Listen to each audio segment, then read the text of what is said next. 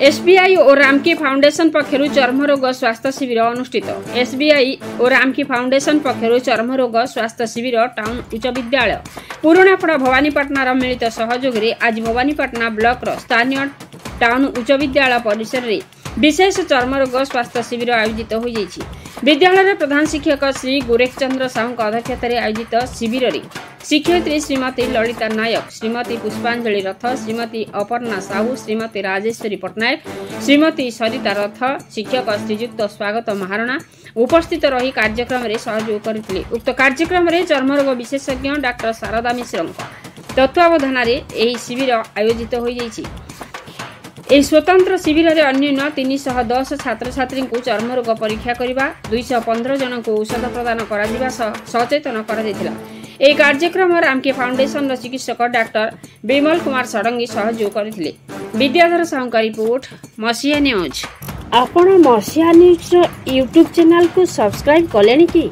जदि करिना हंती एबे करिनियंतु। एहा सह मसीहा न्यूज रो फेसबुक पेज को और ट्विटर को फॉलो करंतु। ता सह मसीहा न्यूज रो ऐप आसी गलानी।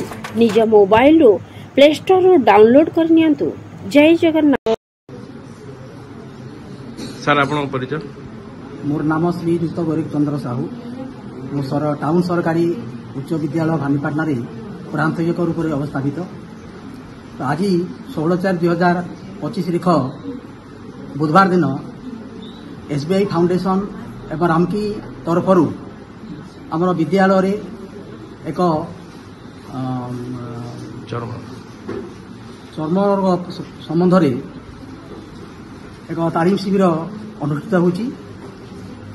मु शुणा पाऊँगी आमर यही रामकी फाउंडेशन माने विभिन्न विद्यालय ये कार्यक्रम करुँच।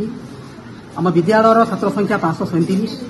तेणु यही फाउंडेशन तरफ आज पिला माननकु जहाँ पाखे चर्मरोग अच्छी से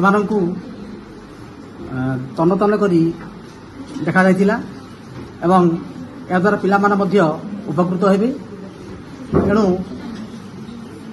एठार जो उद्योक्ता मान अछंती रामकी फाउंडेशन तरफ मुझे विद्यालय तरफ कृतज्ञता ज्ञापन करुच्ची एवं आगामी दिन में यही शिविर आयोजन करने मुझे अनुरोध करुच्ची जहाद्वारा पिला माने उपकृत हो पारे एवं जदि आम विद्यालय कौन साहय सुजोग मिल पार ताहले आम आहरी उपकृत हो।